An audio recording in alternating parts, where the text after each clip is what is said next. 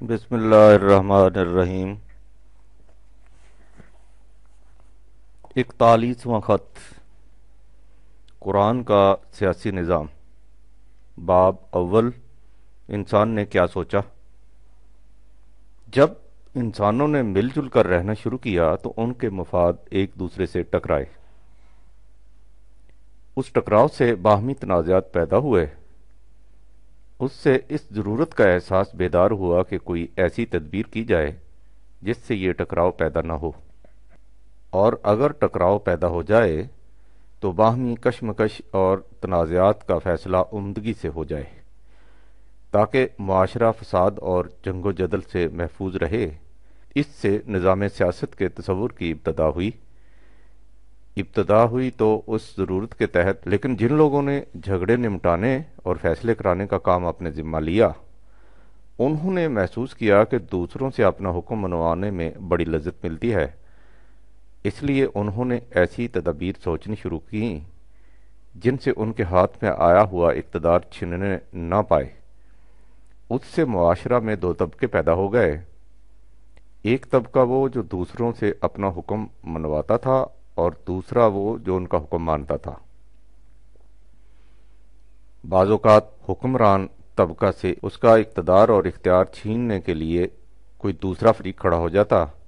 آپ غور کیجئے تو انسانیت کی ساری تاریخ اسی کشمکش کی داستان نظر آئے گی، یعنی حکمران طبقہ کی کوشش کہ ان کے اقتدار و اختیار کی گرہیں مضبوط سے مضبوط تر ہوتی جائیں، فریق مقابل کی خواہش کہ وہ اقتدار ان کے ہاتھ میں آ جائے، محکوم طبقہ کی سرکشی اور حکمران طبقہ کی کوشش کہ انہیں دبا کر رکھا جائے، اور ارباب فکر و بصیرت کی یہ کاوش کہ ایسی کون سی تدبیر کی جائے جس سے معاشرہ میں سیاسی نظام بھی قائم رہے اور حاکم و محکوم میں کشمکش بھی نہ پیدا ہونے پائے۔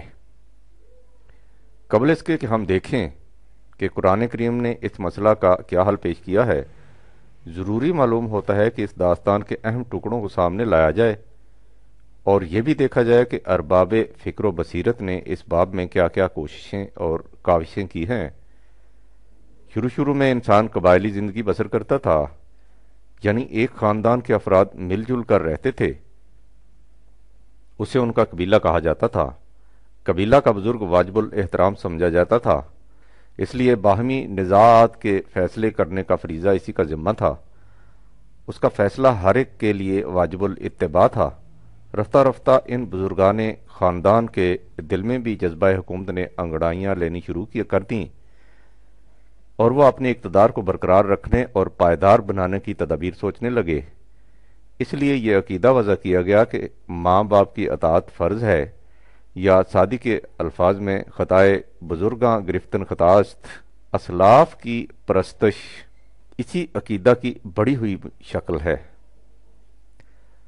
انسان کی ابتدائی زندگی میں مذہبی پیشواؤں کو بڑا مقام حاصل تھا۔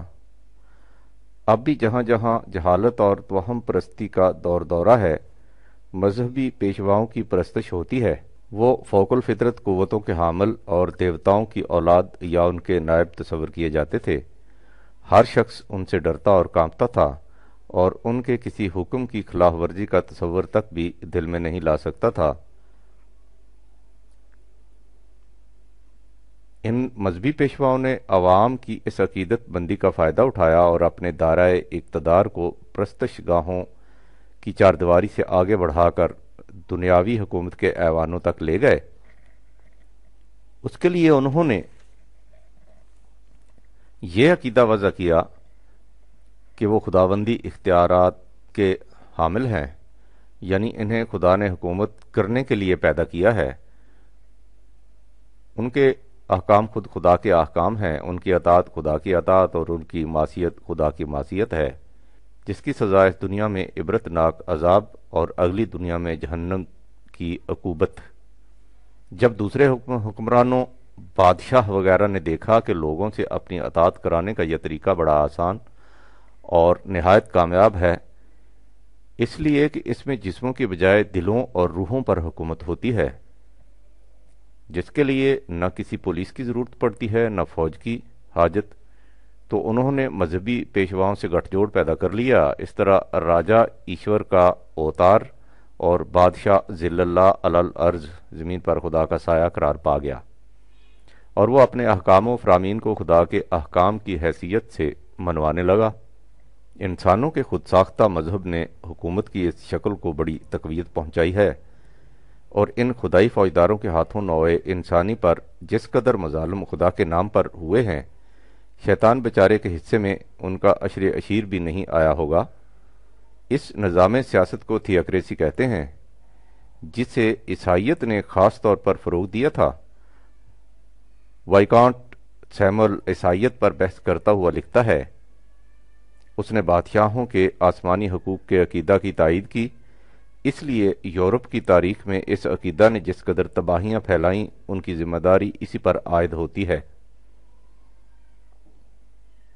بلیف اینڈ ایکشن، صفحہ 29۔ یہ تو تھا مختلف تدابیر سے اپنے اقتدار کو قائم رکھنا۔ اس کے برعکس ایسا بھی ہوا کہ کسی قبیلہ یا قوم میں جو شخص سب سے زیادہ جسمانی قوت رکھتا تھا یا جس نے سب سے زیادہ مادی قوت فراہم کر لی، اس نے باقیوں کو دبا کر اقتدار کو اپنے ہاتھ میں لے لیا۔ ذرا غور کرنے سے یہ حقیقت ابھر کر سامنے آ جائے گی کہ حکومت کا یہ نظریہ شروع سے آج تک مسلسل کار فرما چلا آ رہا ہے۔ اسلوب و انداز اور اسباب و ذرائع میں تبدیلیاں ہوتی رہتی ہیں، لیکن اصول ہر جگہ یہی کار فرما ہوتا ہے کہ جس کی لاٹھی اس کی بھینس۔ انسان کے عہد جہالت و بربریت میں بھی یہی ہوتا تھا، اور آج زمانہ تہذیب و تمدن میں بھی یہی ہو رہا ہے۔ جب ان ارباب فکر و نظر نے جو حالات پر گہری نظر رکھتے تھے یہ دیکھا کہ معاشرہ کے اجتماعی نظام کی ضرورت کس مقصد کے لیے پیش آئی تھی اور اس سے فائدہ کیا حاصل کیا جا رہا ہے، تو انہوں نے اس نظام کو اپنی دانست کے مطابق صحیح خطوط پر متشکل کرنے کی کوشش کی۔ انہوں نے کہا کہ افراد معاشرہ کو باہمی رضامندی سے یہ طے کرنا چاہیے کہ مملکت میں افراد کے حقوق و فرائض کیا ہوں گے اور حکومت کے فرائض اور واجبات کیا۔ فریقین کے ان طے شدہ حقوق و واجبات کی توثیق ایک معاہدہ کی روح سے ہو جانی چاہیے۔ اس نظریہ کو تھیوری آف کانٹریکٹ سے تعبیر کیا جاتا ہے۔ یہ نظریہ قدیم یونان سے چلا آ رہا تھا، لیکن 18ویں صدی عیسوی میں اسے یورپ میں ہابز، لاک اور روسو نے خاص طور پر فروغ دیا۔ موجودہ ڈیموکریسی، جمہوریت کی بنیاد اسی نظریہ پر ہے، یعنی لوگوں کی باہمی رضامندی سے حکومت۔ نظام سیاست کے سلسلہ میں دوسرا سوال یہ پیدا ہوتا ہے کہ معاملات کا آخری فیصلہ کس کے ہاتھ میں ہونا چاہیے۔ اسے اقتدار اعلیٰ یا ساورینٹی کہتے ہیں۔ جب زمام اقتدار مذہبی پیشواؤں یا بادشاہوں کے ہاتھ میں تھی تو اس وقت یہ سوال ہی پیدا نہیں ہوتا تھا۔ ہمارے زمانے میں بادشاہوں کی جگہ ڈکٹیٹروں نے لے لی ہے، اس لیے ان کی حکومت میں بھی یہ سوال پیدا نہیں ہوتا۔ مذہبی پیشوا، بادشاہ یا ڈکٹیٹر خود مقتدر اعلیٰ ہوتے ہیں، لیکن جب انداز حکومت جمہوری قرار پایا تو اس وقت اس سوال نے اہمیت اختیار کر لی۔ روسو کے نزدیک اقتدار اعلیٰ مملکت کے تمام باشندوں کی مشترکہ ملکیت ہے، لیکن لاک کے خیال میں یہ اقتدار افراد کی اکثریت کے پاس ہونا چاہیے۔ بینتھم بھی لاک کا ہمنوا ہے۔ ڈیموکریسی نے اسی اصول کو اختیار کیا ہے۔ اس کے برعکس مارکس کا نظریہ ہے کہ اقتدار اعلیٰ اس طبقہ کو حاصل ہوتا ہے جس کے پاس وسائل پیداوار ہوں۔ نظام سرمایہ داری میں سرمایہ دار طبقہ کو، اشتراکی نظام میں مزدوروں کو۔ ہمارے دور میں جمہوری نظریہ کو بڑی اہمیت حاصل ہے اور اکثر متمدن قومیں اس کی حامل ہیں۔ جیسا کہ ہم دیکھ چکے ہیں، اس نظریہ کی بنا حسب ذیل مفروضات پر ہے۔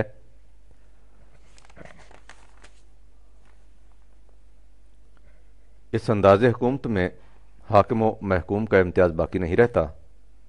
اس میں عوام کی حکومت عوام کے مفاد کی خاطر عوام ہی کی وساطت سے کا اصول کار فرما ہوتا ہے، یعنی government of the people by the people for the people. عوام کا منشا ان کے نمائندگان کے ذریعے معلوم ہو سکتا ہے۔ کسی بات کے صحیح یا غلط ہونے کا معیار ان نمائندگان کی کثرت رائے ہوتا ہے۔ اقلیت کو اکثریت کے فیصلے صحیح تسلیم کرنے ہوتے ہیں۔ یہ وہ نظام حکومت ہے جس پر انسان اپنے مدت العمر کے تجارب کے بعد پہنچا ہے، اور مغربی مفکرین کے نزدیک اس نظام سے بہتر نظام کا تصور ناممکن ہے۔ اس نظام کو آیا رحمت اور ضامن ہزار برکات و سعادت سمجھا جاتا ہے۔ اس کی تائید کرنے والوں کو حق و صداقت کے شاہد اور نوع انسان کے ہمدرد و بحیخواہ، اور اس کی مخالفت کرنے والوں کو انسانیت کا مجرم خیال کیا جاتا ہے۔ سوال یہ ہے کہ مغرب کے عملی تجربے نے اس نظام حکومت کو فی الواقع ایسا ثابت کیا ہے، یا وہاں کے مفکرین و مدبرین کسی اور نتیجے تک پہنچے ہیں؟ ان مفکرین و مدبرین سے مراد ان ممالک کے ارباب فکر و سیاست ہیں جہاں جمہوری نظام قائم ہے۔ کچھ عرصہ ہوا لندن یونیورسٹی کے پروفیسر الفریڈ کوبن نے ایک عمدہ کتاب لکھی جس کا نام ہے دی کرائسس آف سویلائزیشن۔ وہ اس کتاب میں تہذیب مغرب کے زوال کے اسباب پر بحث کرتا ہوا لکھتا ہے کہ ان میں سب سے بڑا سبب ان کا جمہوری نظام ہے۔ جیسا کہ اوپر بتایا جا چکا ہے، اس نظام کی بنیاد اس مفروضہ پر ہے کہ اس میں حاکم اور محکوم میں کوئی فرق نہیں رہتا۔ پروفیسر کوبن اس مفروضہ کے متعلق لکھتا ہے، اگر سیاست کو نظری حیثیت سے نہیں بلکہ عملی حیثیت سے دیکھا جائے تو یہ ماننا پڑے گا کہ حاکم اور محکوم کو ایک ہی تصور کرنا عملی ناممکنات میں سے ہے۔ عملاً حکومت افراد کے ایک طبقہ پر مشتمل ہوتی ہے اور رعایا افراد کے دوسرے طبقہ کا نام ہوتا ہے۔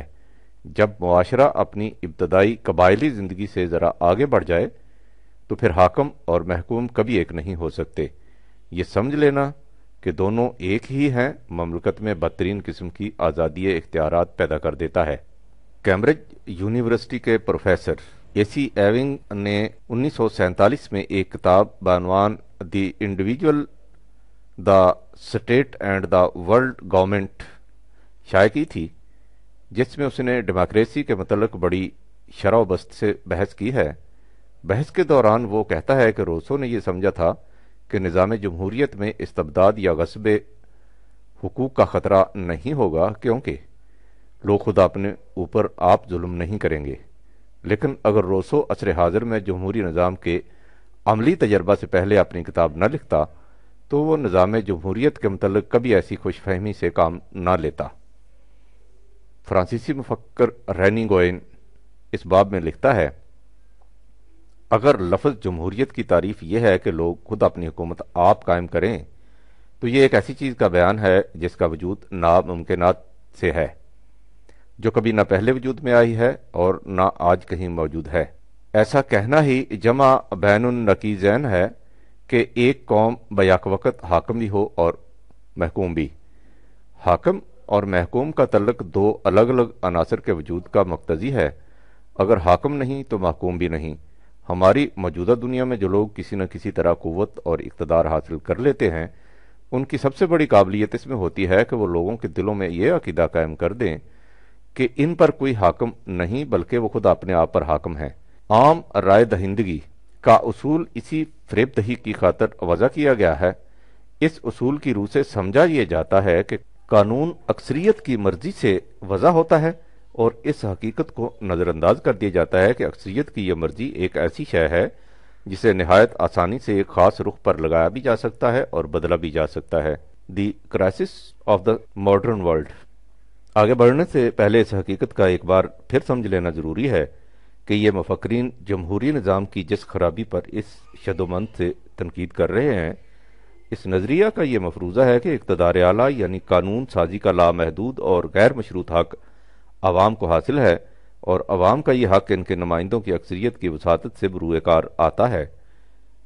بالفاظ دیگر اس نظریہ کی روح سے یہ فرض کر لیا جاتا ہے کہ ملک کے نمائندگان کی اکثریت جو قانون بنائے وہ ملک کے تمام افراد کا متفقہ فیصلہ ہوتا ہے اور ہر حال میں حق و صداقت پر مبنی۔ ان مفکرین کے نزدیک یہ اس نظریہ کی بنیادی کمزوری ہے اور تباہی کا باعث۔ اس ضمن میں پروفیسر ایچ ڈی میکن اپنی کتاب treatise on right and wrong میں لکھتا ہے، تمام ناکامیوں میں سب سے بڑی ناکامی خود انسان کی ہے، اس انسان کی جو سب سے زیادہ متنی اتباع حیوان اور سب سے زیادہ عقل مند ہے۔ وہ ناکامی یہ ہے کہ یہ اپنے لیے آج تک کوئی ایسا نظام وضع نہیں کر سکا جسے دور سے بھی اچھی حکومت کہا جا سکے۔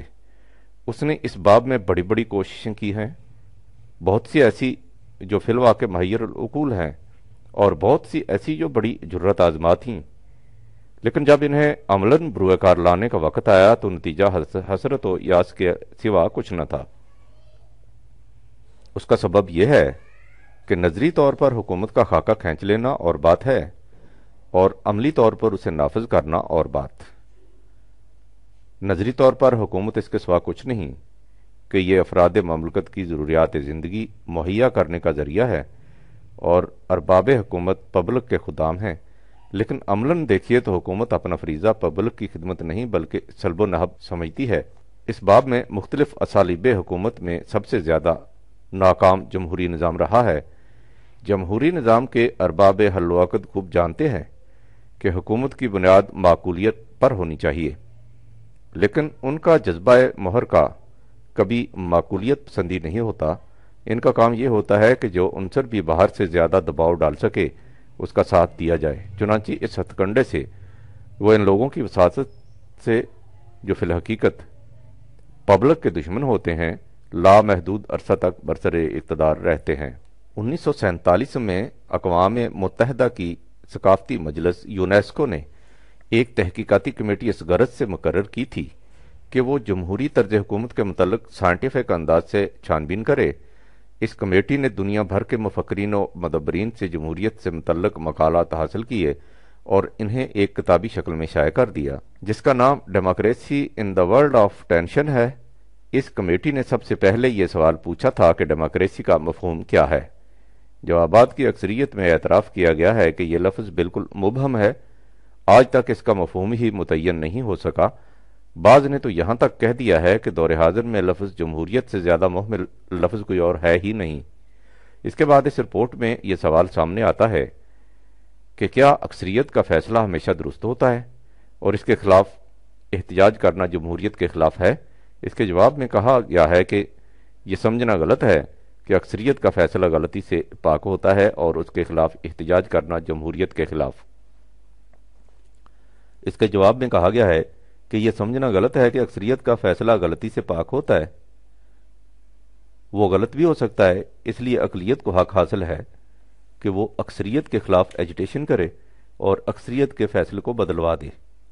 سابقہ صفحات میں ہم نے جمہوریت کے خلاف جو کچھ لکھا ہے اس سے یہ مقصود نہیں کہ دنیا میں اس وقت جو مختلف نظام ہائے حکومت رائج ہیں ہمارے نزدیک ان میں سے کوئی اور نظام جمہوریت کے مقابلہ میں بہتر ہے۔ بالکل نہیں، جو کچھ ہم کہنا چاہتے ہیں وہ یہ ہے کہ انسانی فکر نے اپنی ساری تاریخ میں جو نظام سب سے بہتر تجویز کیا تھا، تجربہ نے اس کے متعلق بھی یہ بتایا ہے کہ وہ بڑا ہی ناکام رہا ہے۔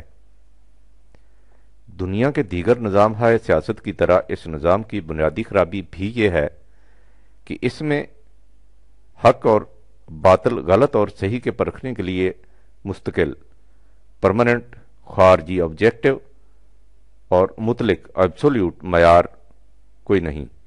اس میں عوام کے نمائندگان کی اکثریت کا فیصلہ قانون بن جاتا ہے جس کی اطاعت ہر ایک پر واجب ہوتی ہے۔ سوال یہ ہے، اگر غلط اور صحیح کے پرکھنے کے لیے کوئی مستقل خارجی معیار نہ ہو اور قوم کے نمائندوں کی اکثریت کے فیصلے ملک کا قانون بن جائیں تو اس سے کیا نقصان ہوتا ہے؟ یہ سوال واقعی غور طلب ہے، بالخصوص اس لیے کہ ایک سیکولر حکومت اور قرآنی نظام مملکت میں بنیادی طور پر یہی مقام افتراق، پوائنٹ آف ڈپارچر ہے۔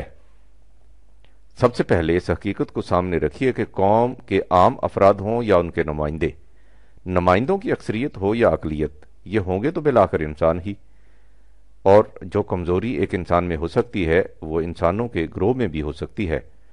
اس لیے یہ باور کرنا ناممکن ہے، اور جو ایسا فرض کر لیتا ہے وہ اپنے آپ کو فریب دیتا ہے کہ نمائندوں کی اکثریت ان امیال و عواطف اور کشش و جاذبیت سے مبرہ ہو جائے گی جو ایک انسان کے پاؤں میں لغزش پیدا کر دیتی ہے۔ لارڈ سنیل کے الفاظ میں حکومتیں انسانوں پر مشتمل ہوں گی اور ہر انسان میں وہ کمزوریاں پائی جائیں گی جو نوع انسان کا خاصہ ہیں۔ اس کا نتیجہ یہ ہے کہ جو لوگ قوانین وضع کرتے ہیں اور ملک کی پالیسی کی تشکیل کرتے ہیں وہ دوسرے لوگوں سے کسی طرح بھی زیادہ شریف یا زیادہ ہوشمند نہیں ہو سکتے۔ The new world. آلڈوس ہاکسلے اس باب میں لکھتا ہے تاریخ میں کوئی زمانہ بھی ایسا نہیں گزرا جو یہ بتائے کہ جن لوگوں کے ہاتھ میں قوت و اقتدار آیا ہو ان میں سرکشی نہ پیدا ہو گئی ہو، اور ایسا باور کرنے کی کوئی وجہ نہیں کہ جو کچھ پیچھے سے ہوتا چلا آیا ہے وہ آج نہیں ہوگا یا آئندہ بھی ایسا نہیں ہوتا رہے گا۔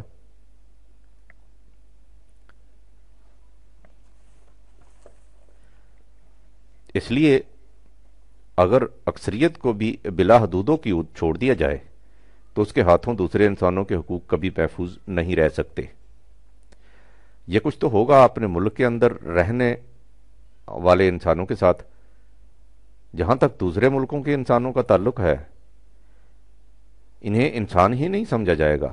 اس وقت دنیا کے باشندے مختلف قوموں نیشنز میں بٹے ہوئے ہیں۔ نیشنلزم بحیثیت ایک سیاسی عقیدے کے دور حاضر کی پیداوار ہے، یا کم از کم یوں کہیے کہ اس زمانے میں اسے خاص طور پر فروغ حاصل ہوا ہے اور مغرب کو اس پر بڑا ناز ہے۔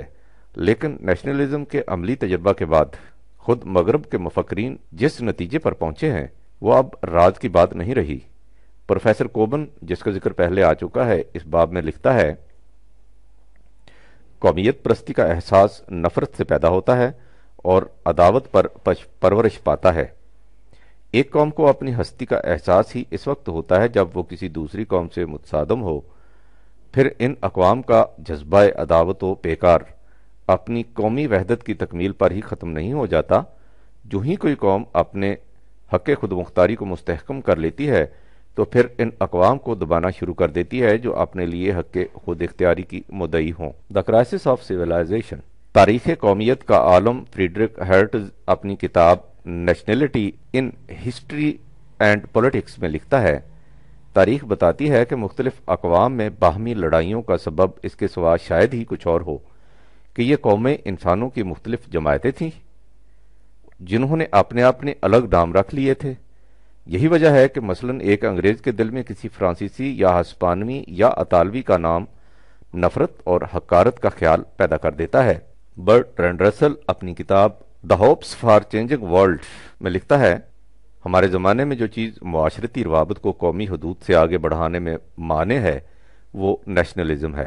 اس لیے نیشنلزم نوع انسانی کی تباہی کے لیے سب سے بڑی قوت ہے۔ پھر تماشا یہ ہے کہ ہر شخص تسلیم کرتا ہے کہ دوسرے ملکوں کی نیشنلزم بڑی خراب چیز ہے، لیکن اس کے اپنے وطن کی نیشنلزم بہت اچھی ہے۔ جیسا کہ پہلے کہا جا چکا ہے، ہمارے زمانے میں نیشنلزم کی حیثیت ایک سیاسی نظریہ کی ہی نہیں رہی، اس نے ایک عقیدے کی صورت اختیار کر لی ہے۔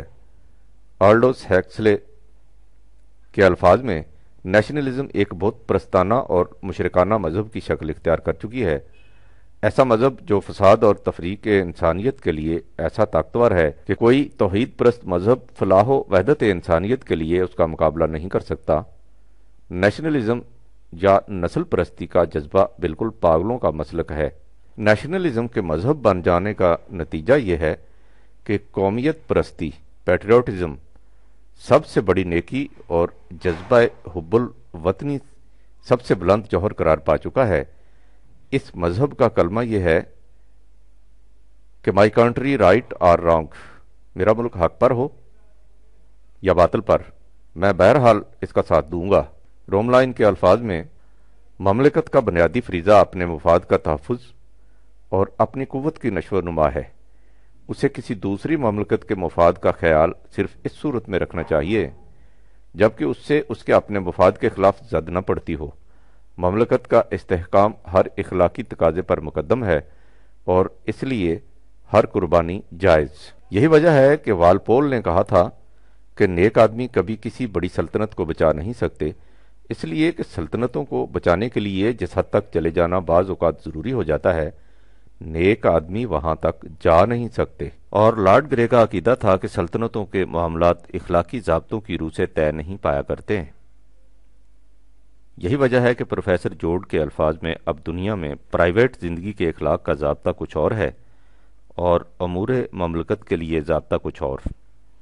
اس کا نتیجہ یہ ہے کہ جو لوگ اپنی نجی زندگی میں دیانتدار، رحم دل اور قابل اعتماد ہیں، ان کا بھی یہی عقیدہ ہے کہ جب انہیں اپنی مملکت کے نمائندوں کی حیثیت سے دوسری مملکت کے نمائندوں سے معاہدہ کرنا ہو تو وہاں وہ سب کچھ کر گزرنا کار ثواب ہے جسے وہ اپنی نجی زندگی میں نہایت شرمناک تصور کرتے تھے۔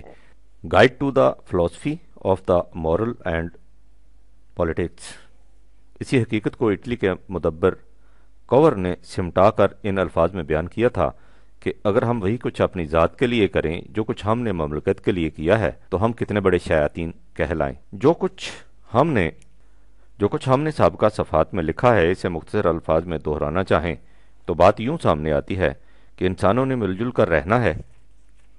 مل جل کر رہنے سے ان کے مفاد میں ٹکراؤ ہوتا ہے اور ٹکراؤ سے جھگڑے پیدا ہوتے ہیں۔ اس مقصد کے لیے مختلف افراد کے مفاد میں ٹکراؤ نہ ہو، اور اگر ٹکراؤ ہو تو اس سے جھگڑے پیدا نہ ہوں، سیاسی نظام کا تصور پیدا ہوا۔ انسانی فکر نے آج تک جس قدر سیاسی نظام وضع کیے ہیں ان میں کوئی بھی اس مقصد کے لیے کامیاب ثابت نہیں ہوا۔ ان نظاموں میں آخری نظام قومی جمہوریت ہے، لیکن یہ نظام بھی بری طرح ناکام ثابت ہو رہا ہے، اس لیے کہ اول تو اس سے ملک کے اندر مختلف پارٹیوں میں باہمی کشمکش رہتی ہے، اور دوسرے مختلف ملکوں اور قوموں میں نفرت اور رقابت کے جذبات دنیا کو جہنم بنائے رکھتے ہیں۔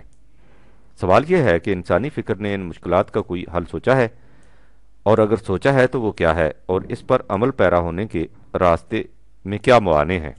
ہم نے دیکھا یہ ہے کہ نظام جمہوریت کی بنیادی خرابی یہ ہے کہ اس میں اقتدار اعلیٰ عوام کے ہاتھ میں سمجھا جاتا ہے، اور عوام کے نمائندوں کی اکثریت کے فیصلے حرف آخر تصور کیے جاتے ہیں۔ اس نظریہ پر بحث کرتے ہوئے پروفیسر کوبن لکھتا ہے، عوام کے اقتدار اعلیٰ کی نظریہ کی تائید میں روایتی دلیل یہ دی جاتی ہے کہ حکومت یا تو قوت سے قائم کی جائے گی یا باہمی رضامندی سے، اور چونکہ یہ غلط ہے کہ جس چیز کو قوت صحیح کہہ دے وہ صحیح ہو، اس لیے یہی درست ہے کہ حکومت کو باہمی رضامندی پر مبنی ہونا چاہیے، لیکن یہ دلیل نہ تو منطقی طور پر صحیح ہے اور نہ ہی صداقت پر مبنی۔ اگر کسی بات کو لاکھ آدمی بھی صحیح کہہ دیں تو وہ صحیح نہیں ہو سکتی، فیصلہ وہی صحیح ہو سکتا ہے جو در حقیقت صحیح ہو، نہ کہ وہ جسے زیادہ لوگ صحیح کہنا شروع کر دیں۔ روسو کہتا ہے کہ منشائے عمومی جنرل ول ہمیشہ صحیح ہوگا، ورنہ وہ منشائے عمومی کہلا نہیں سکے گا۔ اگر یہ بات ٹھیک ہے تو پھر یہ اکثریت اور اقلیت کا سوال ہی باقی نہ رہا۔ جب منشائے عمومی اس وقت منشائے عمومی کہلا سکے گا جب وہ صحیح بات کہے، تو پھر یوں کیوں نہ کہا جائے کہ جو بات اخلاقی معیار کے مطابق صحیح ہے وہی صداقت ہے، خواہ اس کی تائید میں ایک ہاتھ بھی نہ اٹھے۔ پروفیسر کوبن کا مطلب یہ ہے کہ کسی بات کے صحیح یا غلط ہونے کا معیار اخلاقی بنیادیں ہیں، نہ کہ اکثریت کے فیصلے۔ حقیقت یہ ہے کہ جب لاک نے جمہوریت کا نظریہ پیش کیا تھا تو اس کے پیش نظر بھی ایک ابدی قانون کا عملی نفاذ تھا جسے وہ قانون فطرت سے تعبیر کرتا تھا۔ چنانچہ اس باب میں اس نے کہا تھا کہ کسی حکومت کو اس کا حق حاصل نہیں کہ وہ جو کچھ جی میں آئے کرتی رہے۔ قانون فطرت وہ ابدی قانون ہے جو تمام انسانوں پر یکساں طور پر منطبق ہوتا ہے، خواہ وہ قانون ساز ہوں یا قانون کے متبع۔ سی ایف محبت، the state and the citizen. Locke کے نزدیک قانون فطرت خدا کا بنایا ہوا ہے، اور انسان اس کے ماتحت اس وقت بھی رہا کرتے تھے جب وہ تہذیب و تمدن کے نام سے ناآشنا تھے اور نیچر کے مطابق زندگی بسر کرتے تھے۔ اس وقت لوگ عقل ریزن سے کام لیتے تھے، جذبات سے نہیں۔ لیکن بعد میں جب لوگ جذبات کے پیچھے لگ گئے تو ان کی زندگی قانون فطرت کے مطابق نہ رہی۔ اب اسی قانون کی بازیابی اور اس کی عملی تنفیذ انسانی معاشرہ کا فریضہ ہے، لیکن اتنا کچھ لکھنے کے بعد لاک یہ کہتا ہے کہ یہ قانون اکثریت کی منشا سے مل سکتا ہے۔ آپ نے دیکھا کہ یہ اتنا بڑا مفکر کس طرح گرداب میں پھنسی ہوئی لکڑی کی طرح ایک ہی نقطہ کے گرد ناکام چکر کاٹ رہا ہے۔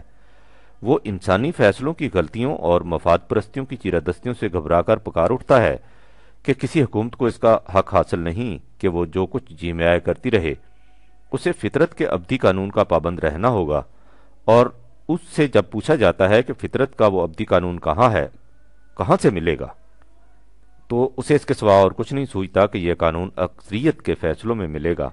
بارش سے بچنے کے لیے پرنالے کے نیچے پناہ لینا اسے ہی کہتے ہیں، لیکن یہ لوگ ہیں بھی سچے، تیرا پتہ نہ پائیں تو ناچار کیا کریں۔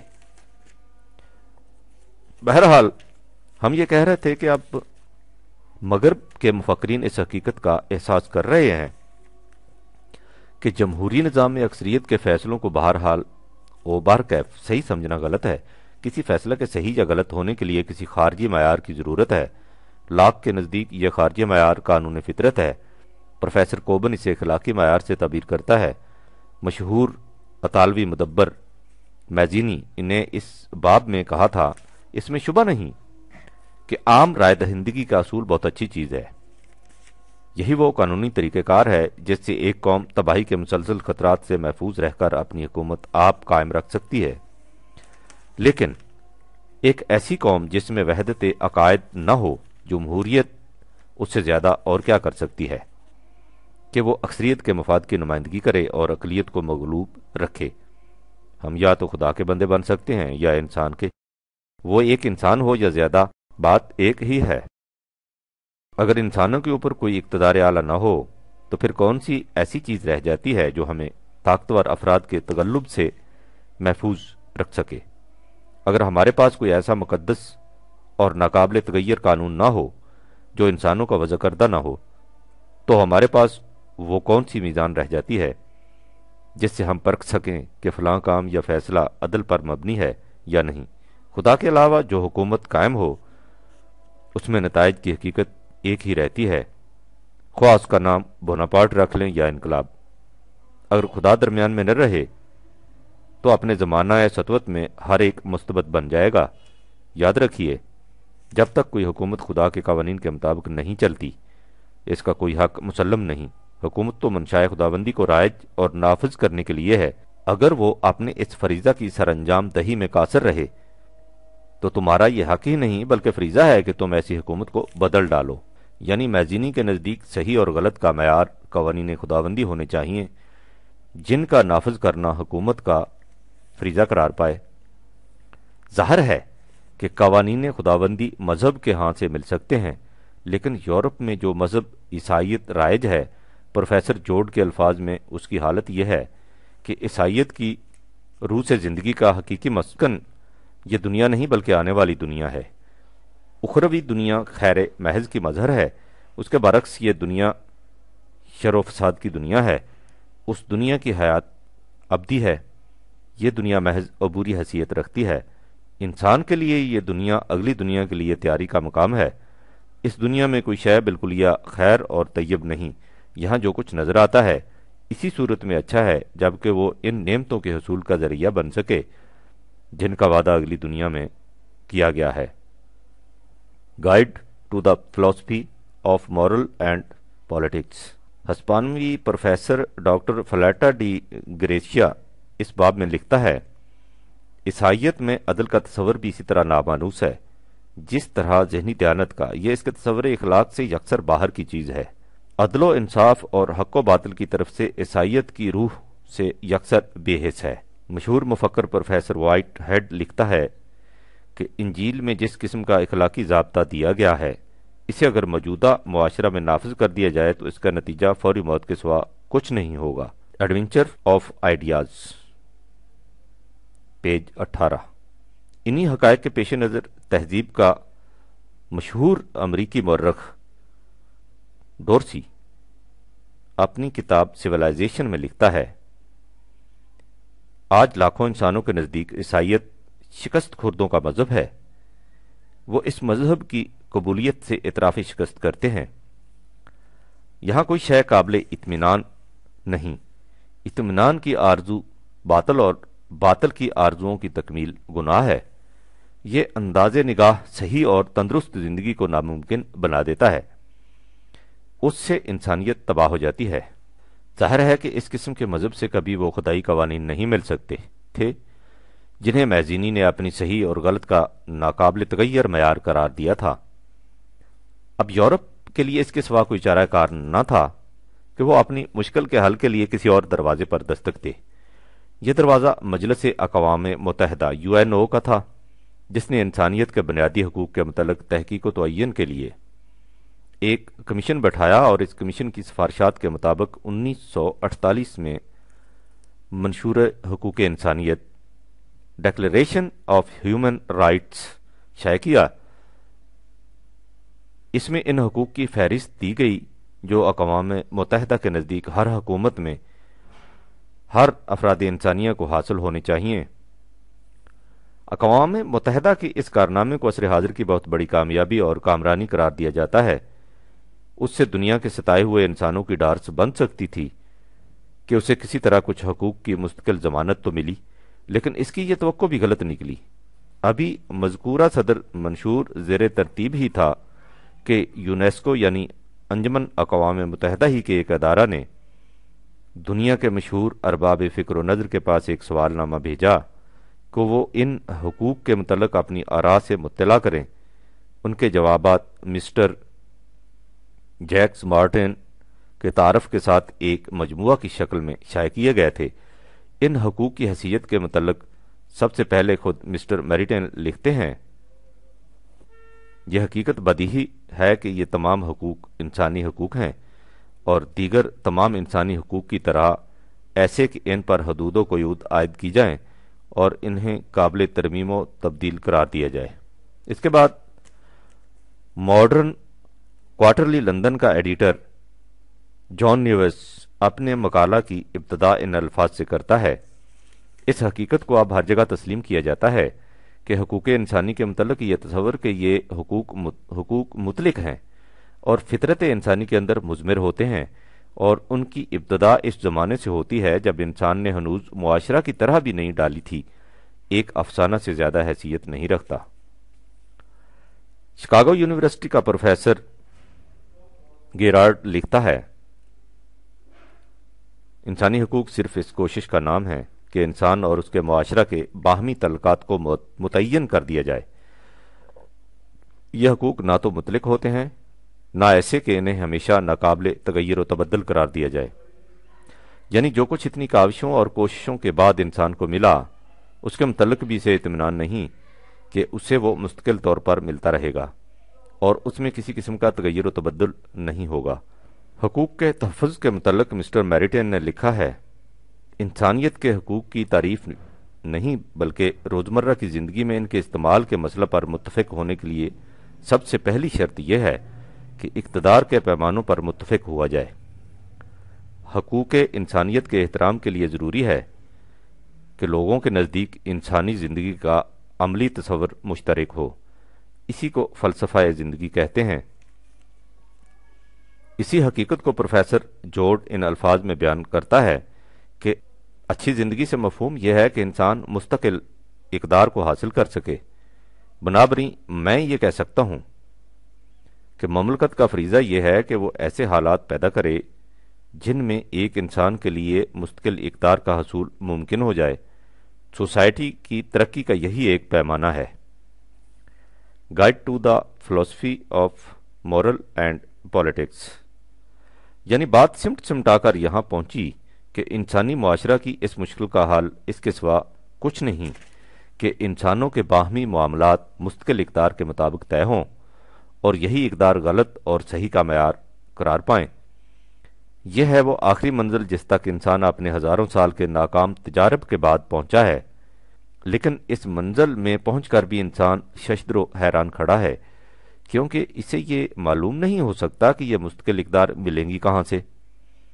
وہ اپنے ذہن سے کچھ اقدار متعین کرنے کی کوشش کرتے ہیں، لیکن ایک کی تردید دوسرا کر دیتا ہے۔ انسان کو اس مقام پر چھوڑ کر اب دیکھیے کہ خدا اس باب میں کیا کہتا ہے۔ باب دوم، خدا نے کیا کہا۔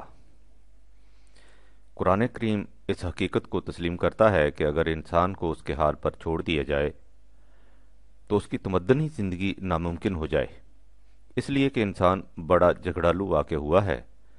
وَكَانَ الْإِنسَانُ أَكْثَرَ شَيْءٍ جَدَلًا 18/54۔ یہ بڑا بے صبرا ہے۔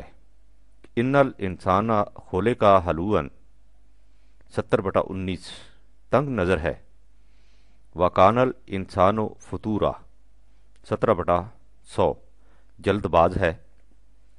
کان الانسان عجولا 17/11 مال و دولت کی محبت میں بڑا متشدد ہے۔ وَإِنَّهُ لِحُبِّ الْخَيْرِ لَشَدِيدٌ 100/8 چاہتا ہے کہ دنیا بھر کی دولت اسی کے پاس سمٹ کر آ جائے۔ تحبون المال حبا جما 89/20۔ وہ دولت سمیٹتا چلا جائے اور پھر اسے گھرا میں باندھ کر رکھ لے۔ و جمع فا او آ 70/18، اور اسے اس طرح روک کر بیٹھ جائے کہ یہ کسی اور تک نہ پہنچنے پائے۔ وَإِذَا مَسَّهُ الْخَيْرَ مَنُوعًا 70/21۔ واضح رہے کہ جب قرآن کریم انسان کے متعلق یہ کچھ کہتا ہے تو اس سے اس کی مراد یہ نہیں کہ انسان کی فطرت بد واقع ہوئی ہے، قطعاً نہیں۔ انسان کی فطرت کوئی نہیں، یہ سادہ لوح لے کر آتا ہے۔ اصل یہ ہے کہ تحفظ خواہش، پریزرویشن آف سیلف، ہر ذی حیات کا طبعی جذبہ ہے۔ ہر جاندار زندہ اور باقی رہنے کے لیے انتہائی جدوجہد کرتا ہے۔ انسان کے علاوہ جتنے ذی حیات ہیں، فطرت نے ان کی جدوجہد کا دائرہ خود محدود کر دیا ہے، اسے ان کی جبلت کہتے ہیں۔ کسی جاندار کو اس کا اختیار نہیں دیا گیا کہ وہ اپنے اس دائرہ سے باہر نکل سکے۔ اس لیے حیوانات کی دنیا میں فساد انگیزی نہیں ہوتی، لیکن انسان کو صاحب اختیار و ارادہ پیدا کیا گیا ہے، اس لیے وہ اپنے جذبات کی تسکین کے سلسلہ میں حدود فراموش ہو جاتا ہے۔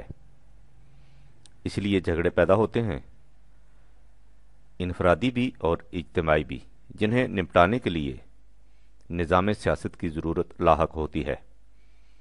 سابقہ باب میں ہم نے دیکھا ہے کہ جن لوگوں کے سپرد جھگڑے نمٹانے کا کام کیا جاتا ہے وہ اپنے آپ کو حاکم سمجھ لیتے ہیں اور دوسروں کو محکوم۔ اس کے بعد اقتدار کی لذت انہیں مجبور کر دیتی ہے کہ وہ اپنی حکومت کی گروں کو مضبوط سے مضبوط کرتے چلے جائیں اور ایسے اقدامات کریں جن سے حکومت ان کے ہاتھوں سے کبھی چھننے نہ پائے۔ قرآن کریم نے ایک انسان پر دوسرے انسان کی حکومت کے تصور کو باطل قرار دینے کے لیے اس حقیقت کا اعلان کر دیا کہ وَلَقَدْ كَرَّمْنَا بَنِي آدَمَ 17/70۔ ہم نے تمام فرزندان آدم کو یکساں طور پر واجب التکریم پیدا کیا ہے، اس لیے کسی انسان کو اس کا حق حاصل نہیں کہ وہ اپنے آپ کو حاکم اور دوسروں کو محکوم سمجھے اور اس طرح اوروں سے اپنا حکم منوائے۔ ما كان لبشر أن يؤتيه الله الكتاب والحكم والنبوة ثم يقول للناس كونوا عبادا لي من دون الله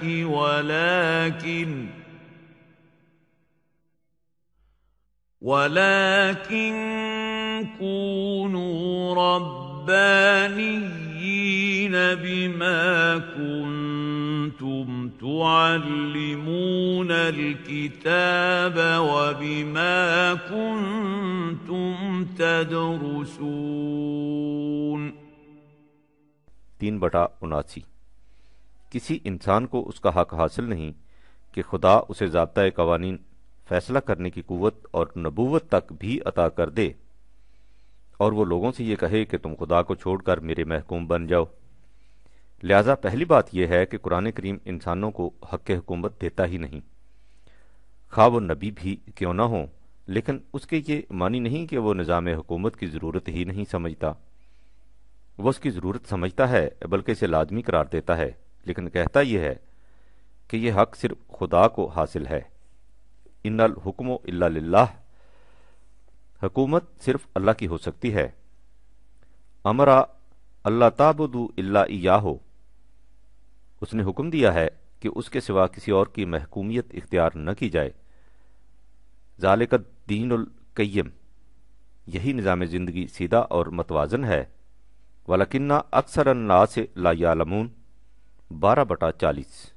لیکن انسانوں کی اکثریت اس حقیقت کو نہیں جانتی۔ خدا اپنے اس حق حکومت میں کسی اور کو شریک نہیں کرتا۔ لا یشرک فی حکم ہی احدہ 18/26۔ لیکن خدا تو ایک مجرد حقیقت، ایبسٹریکٹ ریالٹی ہے، اسے نہ ہم دیکھ سکتے ہیں نہ اس کی آواز سن سکتے ہیں، اس لیے ہم اپنے معاملات کے فیصلے اس سے کس طرح کرا سکتے ہیں؟ ہم اس کی محکومیت کس طرح اختیار کر سکتے ہیں؟ اس کے لیے اس نے بتا دیا کہ یہ فیصلے اس ضابطۂ قوانین کتاب اللہ کی روح سے کیے جائیں گے جسے اس نے رسول اللہ پر نازل کیا تھا۔ اس ضمن میں خود نبی اکرم کی زبان سے کہلوا دیا کہ أَفَغَيْرَ اللَّهِ أَبْتَغِي حَكَمًا وَهُوَ الَّذِي أَنزَلَ إِلَيْكُمُ الْكِتَابَ مُفَصَّلًا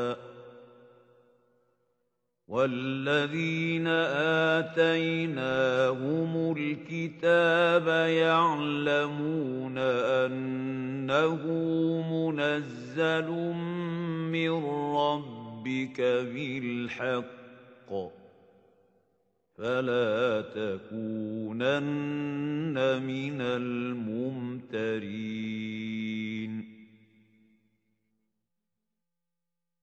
6/115۔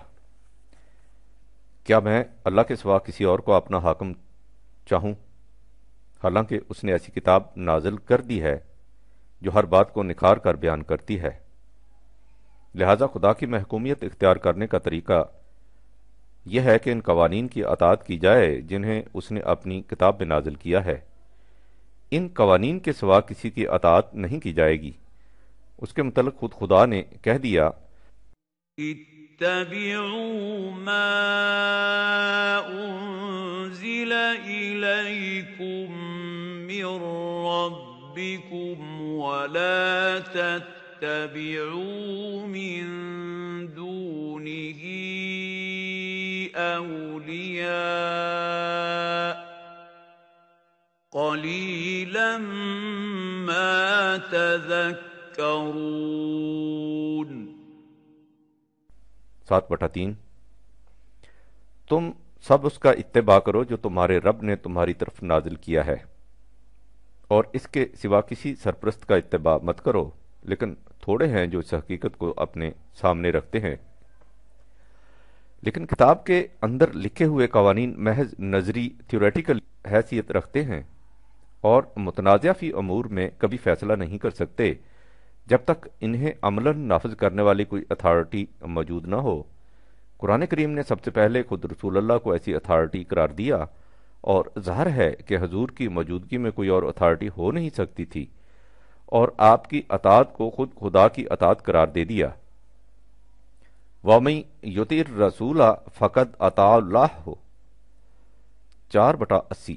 جس نے رسول کی اطاعت کی اس نے خدا کی اطاعت کی، اور اس نظام کی اہمیت کو ان الفاظ میں اجاگر کر دیا کہ فَلَا وَرَبِّكَ لَا يُؤْمِنُونَ حَتَّى يُحَكِّمُوكَ فِيمَا شَجَرَ بَيْنَهُمْ ثُمَّ لَا يَجِدُوا فِي أَنفُسِهِمْ حَرَجًا مِّمَّا قَضَيْتَ وَيُسَلِّمُوا تَسْلِيمًا۔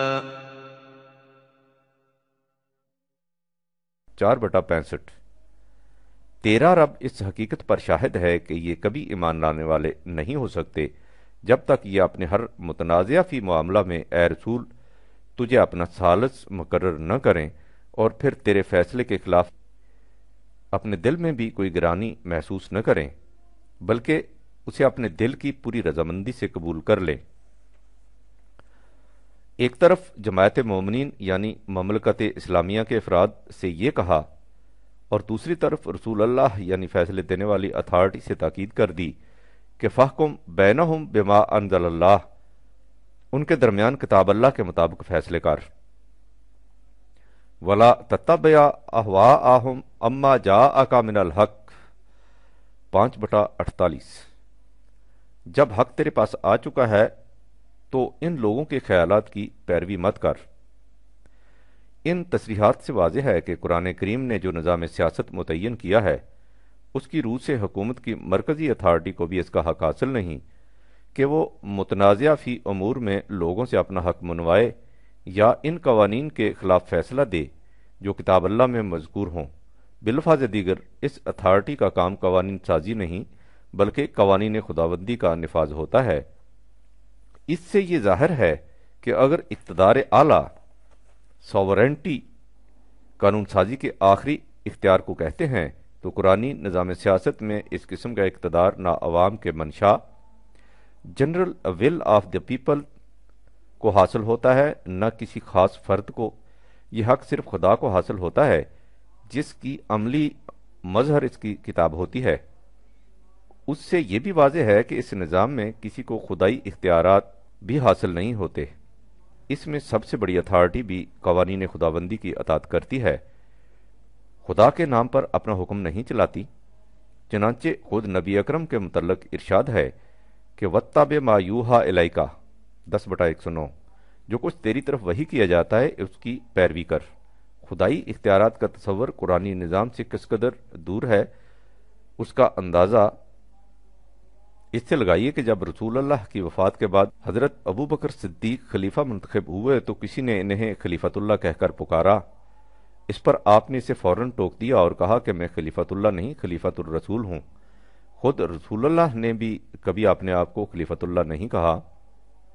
اسلامی حکومت قوانین خداوندی کو عملاً نافذ کرنے والی اور بندوں کے متعلق جو ذمہ داریاں خدا نے اپنے اوپر لے رکھی ہیں انہیں پورا کرنے والی ہوتی ہے، خدا کی قائم مقام نہیں ہوتی۔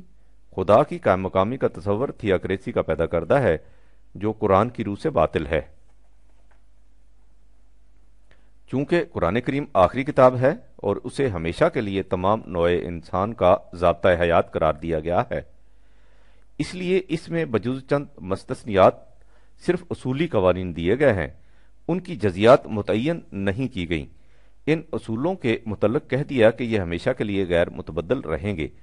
وَتَمَّتْ کَلِمَاتُ رَبِّکَ صِدْقًا وَعَدْلًا لا مبدل لکلماتہ وَہُوَ السمیع العلیم 6/116، تیرے رب کی بات عدل اور سچائی کی حیثیت سے مکمل ہو گئی، اس کی باتوں قوانین کو کوئی بدلنے والا نہیں، اس لیے کہ یہ قوانین معاذ اللہ کسی اندھی قوت یا بے خبر انسان کے بنائے ہوئے نہیں، یہ اس کے متعین کردہ ہیں جو سب کچھ سننے والا ہر بات کا جاننے والا ہے۔ انہی کلمات اللہ قوانین خداوندی کو غیر متبدل اصول یا مستقل اقدار پرماننٹ ویلیوز کہتے ہیں۔ ان میں کوئی رد و بدل نہیں کر سکتا۔ کسی پارٹی کی 51% آراء تو ایک طرف، پوری نوع انسانی کی 100% آراء بھی ان میں کسی قسم کی کمی بیشی یا رد و بدل نہیں کر سکتی۔ انہی غیر متبدل اصولوں کو حدود اللہ کہا جاتا ہے۔ اسلامی نظام کی مرکزی اتھارٹی کا فریضہ یہ ہوتا ہے کہ وہ ان حدود باؤنڈری لائنز کے اندر رہتے ہوئے افراد مملکت کے مشورے سے اپنے زمانے کے تقاضوں کے مطابق جزئی احکام مرتب کرے۔ یہی وہ فریضہ ہے جس کی ادائیگی کے لیے رسول اللہ سے کہا گیا وَشَاوِرْهُمْ فِي الْأَمْرِ 3/159، معاملات مملکت میں اپنے رفقاء سے مشورہ کیا کرو۔ قرآن کریم اس مشاورت کی کوئی خاص شکل تجویز نہیں کرتا، اس کے لیے اسلامی مملکت اپنے زمانے کے تقاضے اور اپنے حالات کے مطابق جس قسم کا انتظام مناسب سمجھے تجویز کر لے۔ قرآن کریم کا مقصد صرف مشاورت سے ہے، مشاورتی مشینری سے نہیں۔ اس سے ظاہر ہے کہ اسلامی نظام سیاست میں قوانین سازی کے اختیارات قرآن کریم میں بیان کردہ غیر متبدل اصولوں کی چار دیواری کے اندر محدود ہوں گے۔ یہ چار دیواری غیر متغیر رہے گی اور اس کے اندر امت کو اختیار ہوگا کہ وہ اپنی ثوابدید کے مطابق اپنے لیے خود جزیات متعین کرے۔ اس سے آپ نے یہ بھی دیکھ لیا کہ اس نظام میں نہ تو انسانوں کو ایسے غیر محدود اختیارات دیے گئے ہیں کہ وہ اپنی منمانی کر سکیں، اور نہ ہی ان کی آزادی کو اس طرح سلب کر لیا گیا ہے کہ وہ اپنے معاملات کے متعلق کچھ سوچ ہی نہ سکیں۔ اس نظام میں امت کی حیثیت فٹ بال کے میدان میں ٹیم کی سی ہوتی ہے کہ وہ میدان کی چار دیواری باؤنڈری لائنز کے اندر رہتے ہوئے پوری آزادی کے ساتھ کھیل کھیلیں اور باہمی تعاون سے زندگی کے بال کو اس کے گول یعنی نصب العین تک لے جائیں۔ یہ ہے قرآنی جمہوریت کا صحیح تصور۔ جیسا کہ ہم نے پہلے کہا ہے، یہ نظام سب سے پہلے نبی اکرم نے متشکل فرمایا، لیکن چونکہ یہ کوئی عارضی نظام نہیں تھا بلکہ اسے تمام نوع انسان کے لیے ہمیشہ کے لیے تجویز کیا گیا تھا، اس لیے قرآن کریم نے اس کی صراحت کر دی کہ یہ نبی اکرم کی وفات کے ساتھ ختم نہیں ہو جائے گا۔ سورہ آل عمران میں ہے وَمَا مُحَمَّدٌ إِلَّا رَسُولٌ قَدْ خَلَتْ مِن قَبْلِهِ الرُّسُلُ أَفَإِن مَاتَ أَوْ قُتِلَ انقلبتم عَلَىٰ أَعْقَابِكُمْ 3/144۔ محمد بجز این نیز کہ اللہ کا پیغمبر ہے، اس سے پہلے بھی بہت سے پیغمبر ہو گزرے ہیں، سو اگر یہ کل کو وفات پا جائے یا قتل کر دیا جائے تو کیا تم پھر اپنی قدیمی روش کی طرف لوٹ جاؤ گے؟ چنانچہ امت سے کہہ دیا گیا کہ تم رسول اللہ کی وفات کے بعد اس نظام کو اسی طرح آگے بڑھاتے چلے جانا، یعنی قرآن کی متعین کردہ غیر متبدل حدود کے اندر رہتے ہوئے باہمی مشاورت سے جزیات کا تعین کرتے ہوئے اسی نظام کی حامل امت کے متعلق کہا گیا ہے کہ وَأَمْرُهُمْ شُورَى بَيْنَهُمْ 42/38۔ ان کا نظام حکومت باہمی مشورہ سے طے پاتا ہے، اسی کا نام اسلامی جمہوریت ہے۔ اس جمہوریت میں نہ تو مغربی ڈیموکریسی کے متعلق اختیارات ہیں جس میں کوئی اصول غیر متغیر اور کوئی قدر مستقل نہیں، اس میں برسر اقتدار پارٹی کی اکثریت جو قوانین چاہے بنائے، جب جی چاہے ان میں رد و بدل کر دے اور جس وقت چاہے منسوخ کر دے۔ نہ ہی اس میں ملوکیت یا ڈکٹیٹرشپ ہے کہ ایک فرد قوت کے زور پر ہر ایک سے اپنا حکم منواتا چلا جائے، نہ ہی اس میں تھیاکریسی ہے کہ کسی فرد یا جماعت کو خدائی اختیارات کا حامل سمجھا جائے، اس میں مذہبی پیشواؤں کا وجود ہی نہیں ہوتا، اور نہ ہی اس میں یہودی شریعت کی طرح جکڑ بندی ہے کہ زندگی کے چھوٹے سے چھوٹے معاملہ کے لیے بھی غیر متبدل ابدی قانون موجود ہوں اور اس لوہے کے جوتے سے پاؤں باہر نکالا ہی نہ جا سکے۔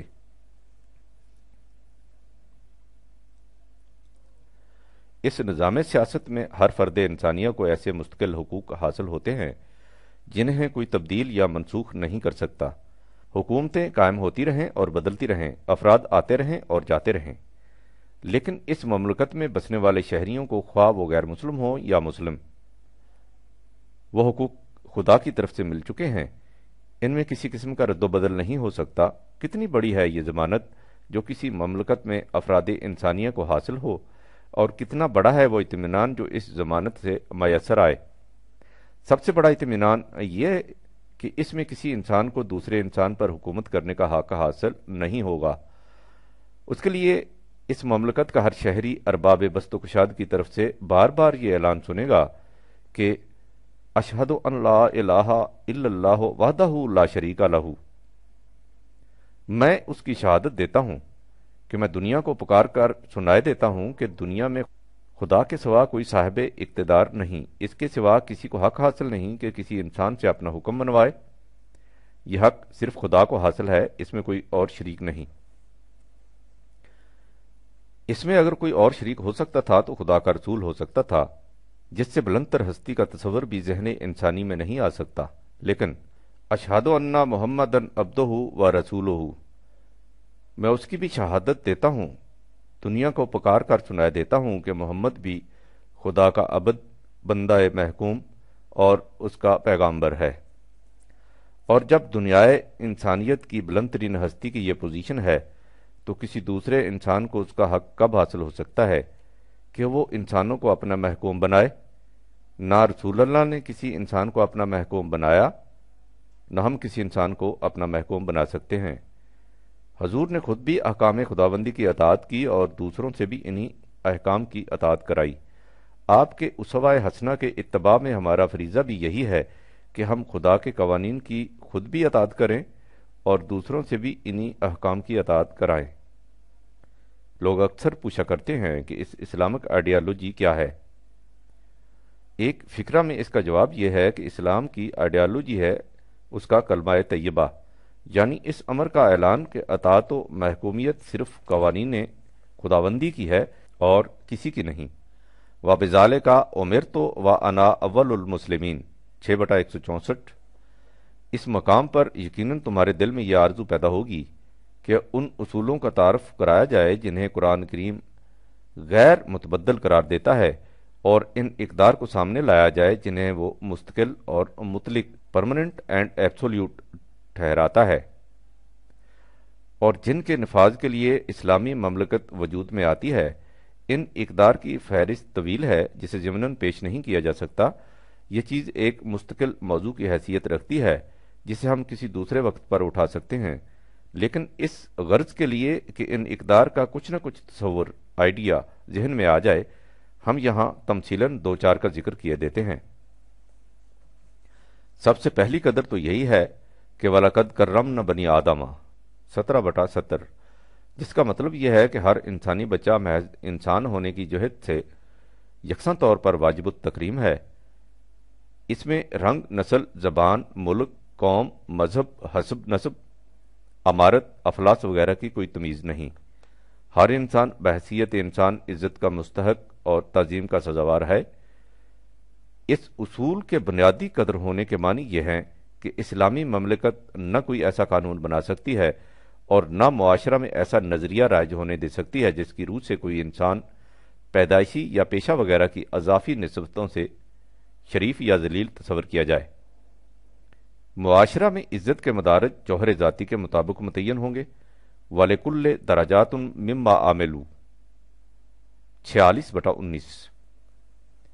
तमाम इंसानों को पैदाइश के एतबार से यकसां वाजिबुल इज़्ज़त समझना, हर एक के लिए इसकी सलाहियतों की नशो नुमा के लिए यकसां मौक़े मुहैया करना और सय्यो अमल के लिहाज से उनके मकामात व मदारज का तयन करना, किसी के हुकूक व वाजिबात ड्यूज़ को सलब न करना और तमाम अमूर के फैसले कानून के मुताबिक करना जो सब पर यकसां तौर पर नाफिज हों, अदल कहलाता है।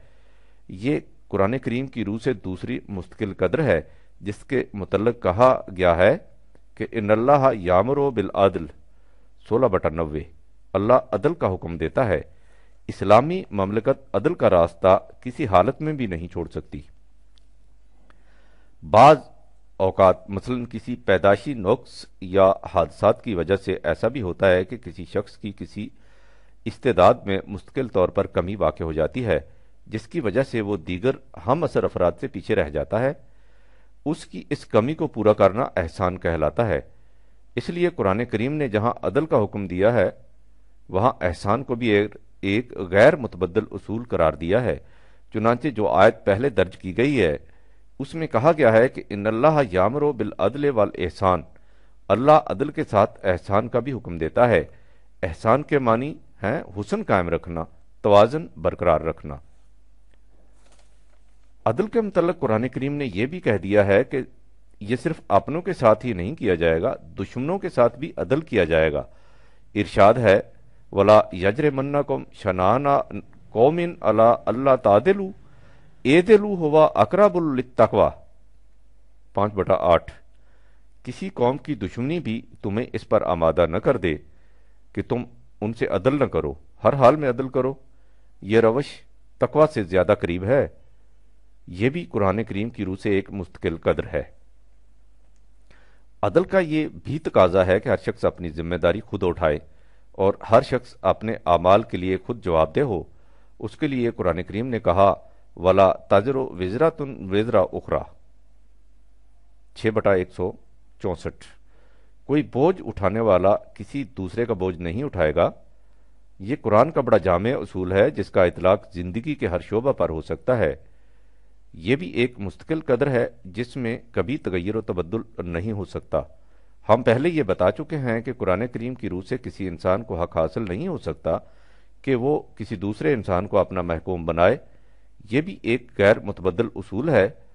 हर एक को कानून की अतात करनी होगी, लेकिन कोई भी ऐसा कानून वज़ा नहीं किया जा सकेगा जो खुदा की मुकर्रर की हुई मुस्तकिल इकदार से टकराए।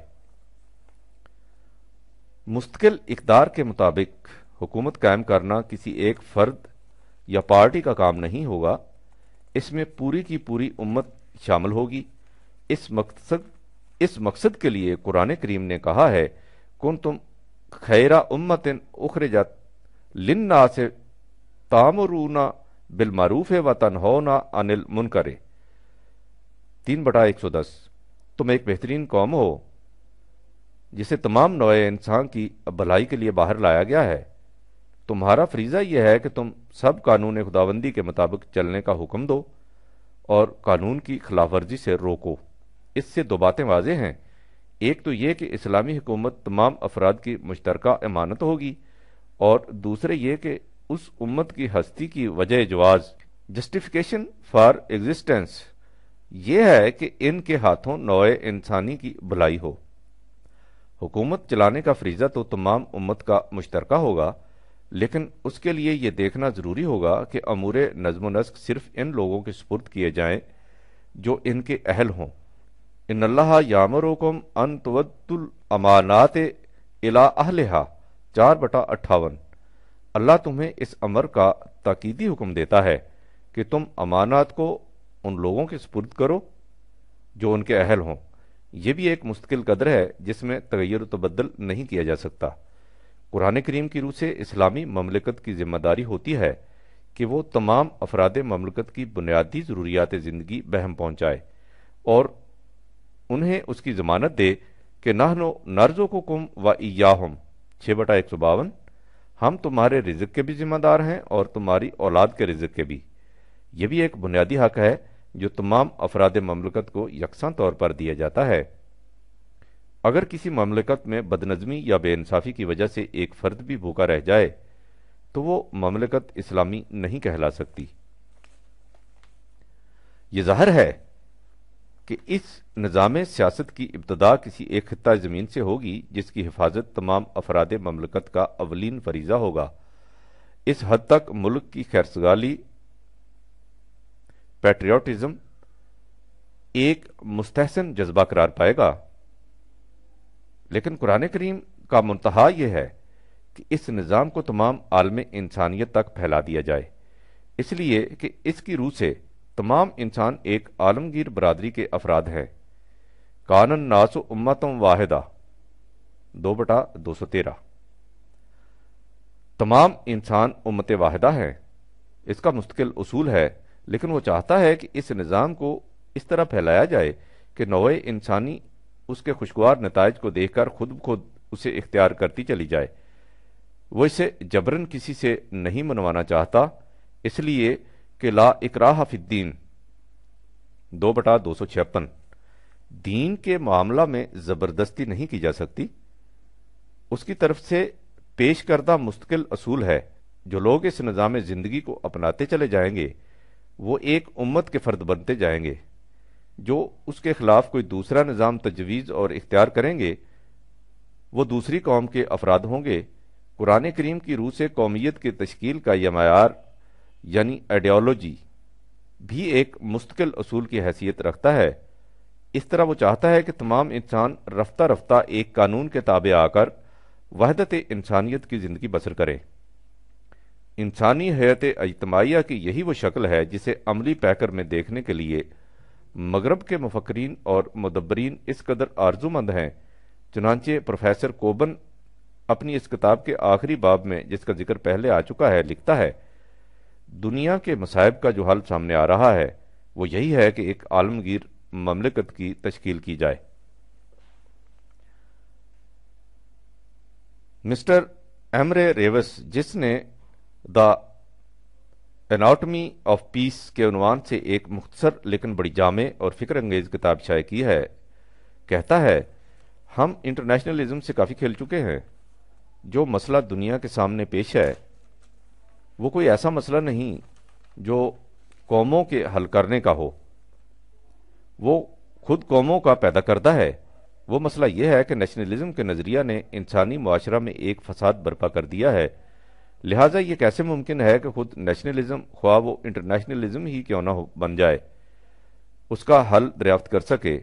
इस मसला का हल इंसानी आलमगीरियत है, यानी एक ऐसा अकीदा या तहरीक जिसका मकसद ये हो कि वो कौमियत और बैनुल अक़वामियत की सतह से बुलंद होकर खालिस इंसानी सतह पर दुनिया में अमन कायम करना चाहती है।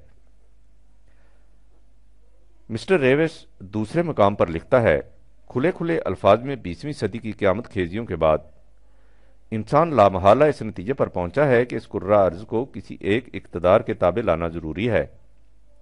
ہمارا فریضہ ہے کہ ہم کسی نہ کسی طرح جمہوری انداز سے اس اقتدار واحد کی تشکیل کریں۔ اس کے لیے اسے ان بنیادی اصولوں کا اعلان کرنا چاہیے جن پر یہ اقتدار متشکل ہوگا، اور اس کے بعد لوگوں کو اس کی طرف راغب کرنا چاہیے تاکہ یہ مقصد خونریزی کے بغیر حل ہو جائے۔ اگر اس مقصد کا حصول اس طرح ممکن نہ ہوا تو پھر تاریخ کا فولادی ہاتھ مجبور کر دے گا کہ ہم اور خونریزی کریں اور آج سے زیادہ مہلک آلات حرب و ضرب وضع کریں تاکہ سب سے زیادہ طاقتور جماعت باقی دنیا کو مغلوب کر کے وحدت اقتدار قائم کر لے۔ جس اقتدار واحد کے لیے مسٹر ریوس کا دل اس قدر مضطرب و بیقرار ہے، اور دنیا کے ہر درد مند دل کو ایسا ہونا چاہیے، اس کا علاج آج سے 1400 سال پہلے قرآن کریم نے لا الہ الا اللہ کے انقلاب آفرین پیغام کے ذریعے کر دیا تھا۔ جیسا کہ پہلے بھی لکھا جا چکا ہے، اس کلمہ توحید کے معنی ہی یہ ہے کہ تمام نوع انسانی کو واحد اقتدار کے تابع زندگی بسر کرنی چاہیے، اور وہ اقتدار واحد کسی انسان یا انسانوں کی جماعت کا نہیں بلکہ خدا کا ہو سکتا ہے۔ اسی حقیقت کو قرآن کریم نے یہ کہہ کر سمجھایا کہ بتاؤ، یا صاحبی السجن اارباب متفرقون خیر ام اللہ الواحد القہار۔ 12/39۔ کیا مختلف اقتدارات بہتر ہیں یا ایک خدا کا اقتدار جو بڑی قوتوں کا مالک ہے؟ قرآن کریم کی روح سے توحید کے معنی وحدت اقتدار کے ہیں، اور شرک سے مفہوم ہے متعدد اقتدارات۔ اسی کے لیے اس نے کہا تھا کہ امرا اللہ تعبدوا الا ایاہ۔ 12/40۔ خدا نے حکم دیا ہے کہ اس کے سوا کسی اور کی محکومی اختیار نہ کرو، اقتدار صرف اسی کا تسلیم کرو۔ اس کا یہ پیغام تمام نوع انسان کے نام تھا، کسی خاص قوم، ملک یا گروہ کے نام نہیں۔ قل یا ایھا الناس ان کنتم فی شک من دینی، ان سے کہہ دو اے نوع انسان، جو نظام زندگی میں لایا ہوں، اگر تمہیں اس کے سچا ہونے میں کوئی شک ہے تو میں تمہیں مجبور نہیں کرتا کہ تم اسے ضرور اختیار کرو، لیکن فلا اعبد الذین تعبدون من دون اللہ ولکن اعبد اللہ الذی یتوفاکم۔ میں تو ان کا اقتدار تسلیم نہیں کر سکتا جن کا اقتدار تم خدا کو چھوڑ کر اختیار کیے ہوئے ہو، میں تو صرف اسی خدا واحد کا اقتدار تسلیم کرتا ہوں جس کی قوتوں کا یہ عالم ہے کہ تمہاری موت و حیات تک بھی اس کے اقتدار کے تابع ہے۔ وَأُمِرْتُ أَنْ أَكُونَ مِنَ الْمُؤْمِنِينَ، مجھے حکم دیا گیا ہے کہ میں ان لوگوں کے زمرے میں رہوں جو خدا کے اقتدار پر یقین محکم رکھتے ہوں۔ قل يا أيها الناس إن كنتم في شك من ديني فلا أعبد الذين تعبدون من دون الله ولكن أعبد الله الذي يتوفاكم وَأُمِرْتُ أَنْ أَكُونَ مِنَ الْمُؤْمِنِينَ وَأَنْ أَقِمْ وَجْهَكَ لِلدِّينِ حَنِيفًا وَلَا تَكُونَنَّ مِنَ الْمُشْرِكِينَ۔ 10/104-105۔ اور مجھ سے کہا گیا ہے کہ تو ہر طرف سے منہ موڑ کر اسی نظام زندگی کو اپنا نصب العین بنا اور مختلف اقتدارات کو اختیار کر کے مشرکین میں سے مت ہو جا۔ یہی وہ وحدت اقتدار ہے جو اس عالمگیر نظام انسانی کی بنیاد بن سکتا ہے، جس کا تصور پروفیسر ہیرالڈ لاسکی کے دل میں کروٹیں لے رہا تھا جب اس نے کہا تھا کہ دنیا میں اس وقت انسانی حالت کا تقاضا یہی ہے کہ ایک عالمگیر نظام کی تشکیل کی جائے جس کے اراکین تمام دنیا کے افراد ہوں۔ Human rights page 91۔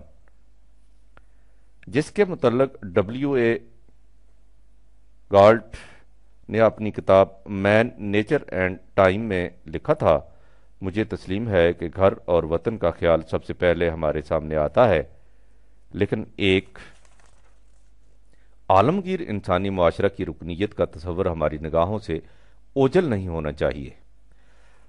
ابھی تک اس عالمگیر نظام کا احساس کچھ زیادہ شدت سے ابھر کر سامنے نہیں آیا، اس لیے اس کے متعلق زیادہ حسن ظن قبل از وقت ہوگا، لیکن یہ حقیقت کہ کم و بیش ہر ملک میں ایسے افراد موجود ہیں جن کے دل میں یہ خیال کروٹیں لے رہا ہے، اس امر کی ضمانت ہے کہ کچھ وقت کے بعد یہ خیال عملی شکل اختیار کر لے گا۔ قرآن کریم کا کہنا ہے کہ ایسا نظام آخر الامر دنیا میں قائم ہو کر رہے گا، خون ریزی سے نہیں بلکہ ذہنی تبدیلی سے، جو زمانے کے تقاضوں سے رفتہ رفتہ ہوتی چلی جا رہی ہے۔ مسٹر ریوس کا یہ خیال غلط ہے کہ جدید قسم کے آلات حرب و ضرب سے کوئی ایک قوم باقی اقوام کو مغلوب کر کے اپنا اقتدار واحد قائم کر لے گی۔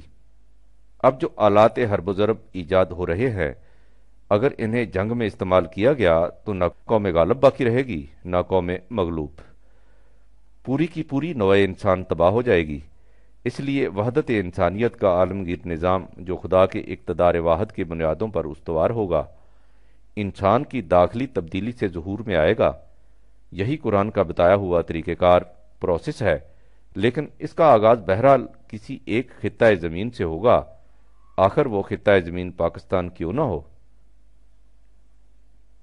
اگر ہم نے پاکستان میں قرآن کریم کے سیاسی نظام کو رائج کر لیا تو اس سے نہ صرف ہماری مشکلات ہی کا حل مل جائے گا بلکہ ساری دنیا کو اس جہنم سے نجات مل جائے گی جس میں وہ آج اس بری طرح سے گرفتار ہے۔ یہ وہ حقیقت ہے جس کا احساس ہم سے بھی پہلے مغرب کے مفکرین کے دلوں میں بیدار ہو رہا ہے۔ چنانچہ عصر حاضر کا نامور مورخ پروفیسر ٹوین بی اپنی کتاب the world and the west میں لکھتا ہے، مغرب میں بعض دوسرے تصورات بھی ہیں جن کا باعث فوز و فلاح ہونا مشکوک ہے، ان میں سے ایک ہماری نیشنلزم ہے۔ ترک اور بعض دوسرے اسلامی ممالک نیشنلزم کے تصور سے بھی اسی طرح متاثر ہوتے جا رہے ہیں جس طرح اور مغربی تصورات سے۔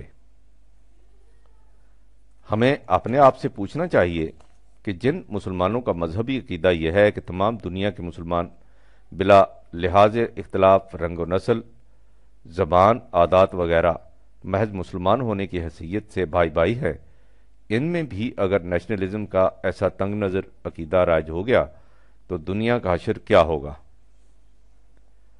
دوسری عالمگیر جنگ کے بعد یورپ کی جو حالت ہو چکی ہے، اس میں یورپ کے اندر کم و بیش 40 آزاد مملکتوں کا وجود ایک ایسا بڑا خطرہ ہے جس کا کوئی علاج نہیں ہو سکتا۔ خود یورپ کی تباہی کا تو یہ عالم ہے، لیکن یورپ کی تہذیب نے لوگوں کی آنکھوں کو ایسا چندھیا دیا ہے کہ وہ اس کے تصورات حیات کو آنکھیں بند کیے اپنائے چلے جا رہے ہیں۔ ہمیں کم از کم مسلمانوں سے تو یہ توقع رکھنی چاہیے کہ وہ اپنے عالمگیر مودت و اخوت کے تصور کو چھوڑ کر یورپ کا ایسا تنگ نظری کا تصور اپنے ہاں رائج نہیں کریں گے۔ ایک عالمگیر برادری کا تصور ویسے تو انسانی فلاح کے لیے ہمیشہ ضروری رہا ہے، لیکن اس ایٹم کے دور میں اس کی اہمیت اور ضرورت اور بھی شدید ہو گئی ہے۔ آپ نے غور فرمایا کہ یہ غیر مسلم مفکر و مورخ ہمیں کیا کہہ رہا ہے؟ وہ کہہ یہ رہا ہے کہ ہم تو قومیت پرستی کے عذاب میں ماخوذ ہیں، اس لیے کہ ہمارے پاس کوئی ایسی آسمانی روشنی نہ تھی جو صحیح راستے کی طرف ہماری رہنمائی کرتی، لیکن تمہارے پاس تو 1300 سال سے ایک قندیل خداوندی روشن تھی جو زندگی کے ہر دوراہے پر تمہاری رہنمائی کرنے کے لیے کافی تھی۔ پھر تمہیں کیا ہو گیا ہے کہ تم بھی ہم اندھوں کے پیچھے لگ کر جہنم کی طرف چل پڑے ہو؟ تمہیں تو ہماری رہنمائی کرنی چاہیے تھی اور بتانا چاہیے تھا کہ انسانیت کی نجات و سعادت آئیڈیالوجی کی بنیادوں پر عالمگیر برادری کی تشکیل میں ہے، نہ کہ رنگ، نسل، زبان، وطن کے اشتراک سے۔ قومیت کے تصور پر آئیڈیالوجی کی بنیادوں پر ملت کی تشکیل ہمارے لیے کوئی نیا نظریہ نہیں، یہ تو دین کے ان اصولوں میں سے ہے جو خدا کی طرف سے اس زمانے سے ملنے شروع ہو گئے تھے جب انسان کو پہلے پہل وحی کی رہنمائی کی ضرورت پڑی تھی۔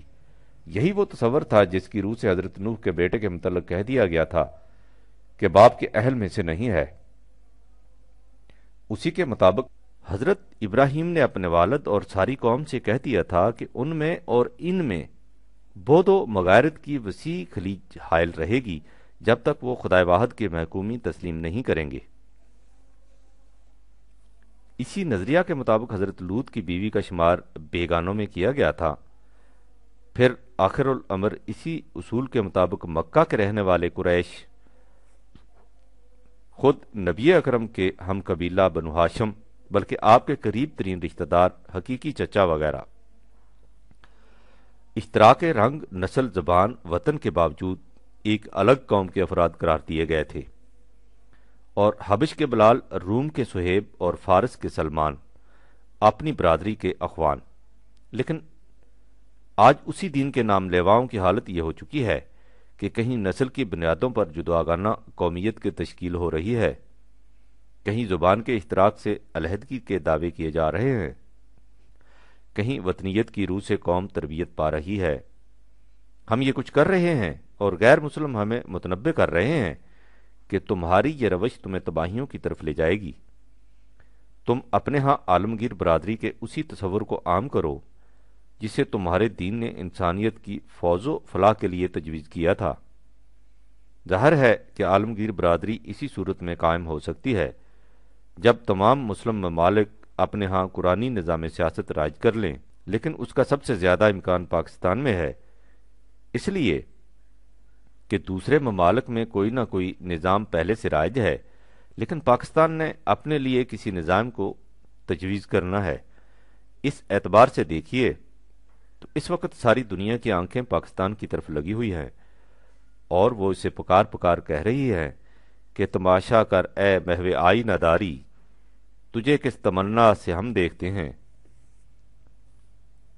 خدا کرے کہ مملکت پاکستان دنیا کی اس حسین توقع کو پورا کر دکھائے جو اس نے اس کے ساتھ وابستہ کر رکھی ہے۔